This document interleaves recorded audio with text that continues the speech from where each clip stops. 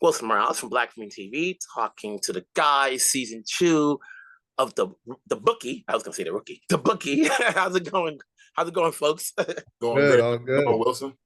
So, what are we to expect from your characters stemming from last season? I always say, the first season doesn't really get that big of an audience because they want to make sure it's going to come back for a season 2 to be fully invested.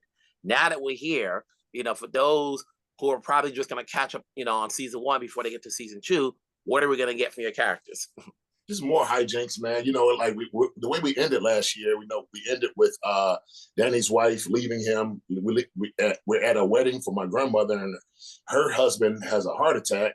So we come back in right on top of that. We come back in with I'm dealing with the stuff at the hospital, with grandma's husband, and Danny's trying to get his wife back. And then there, hit the ground running. What more can you say? A lot more. I'll tell you what else happens. Ray this year gets his ass kicked by 2 women. I'm not going to tell you who they are. We go to Costa Rica. My mother-in-law moves in. She starts sleeping with the guy next door.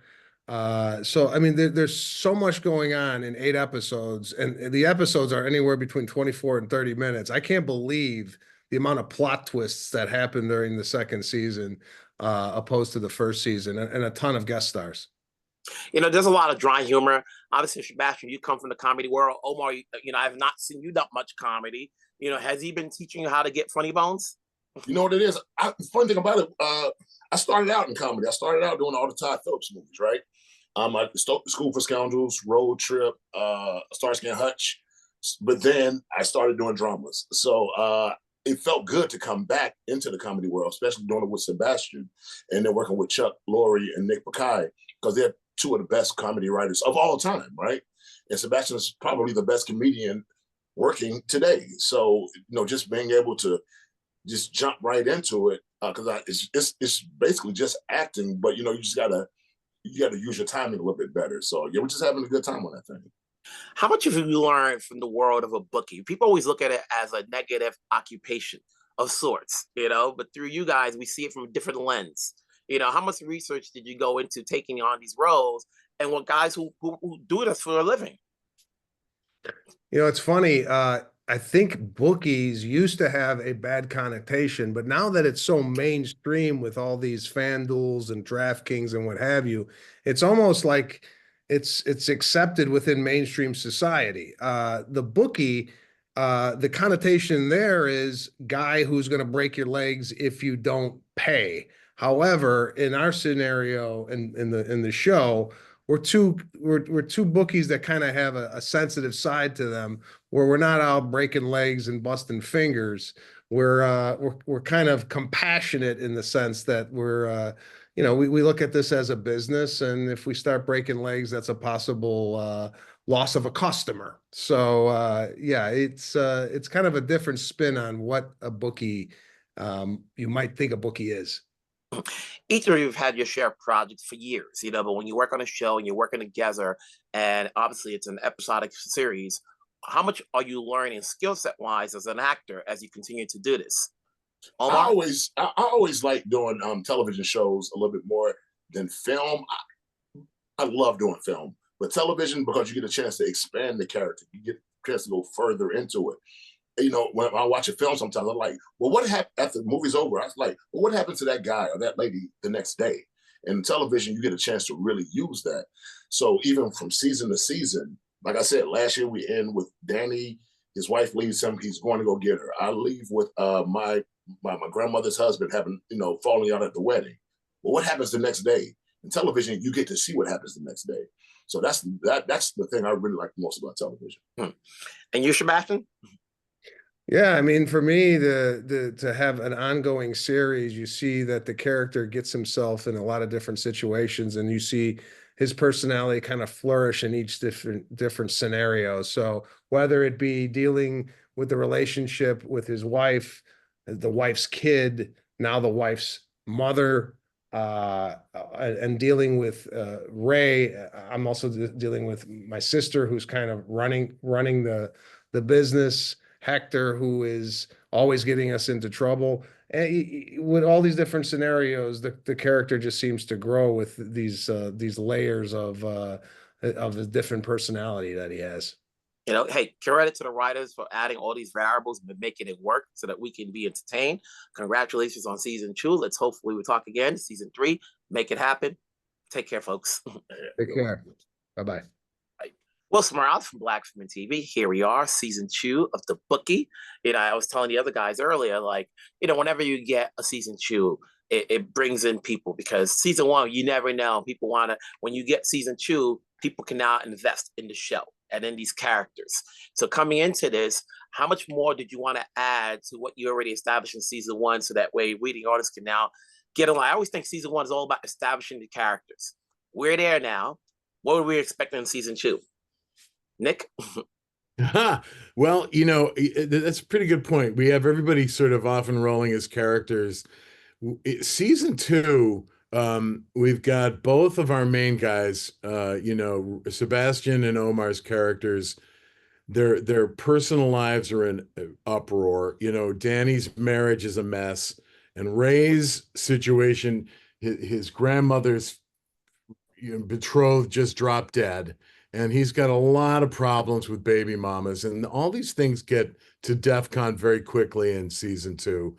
And they've also got the added problem of now they've got money problems of the classy variety. They've got money, but it's cash, and we live in a world where cash is increasingly complicated and what to do with it.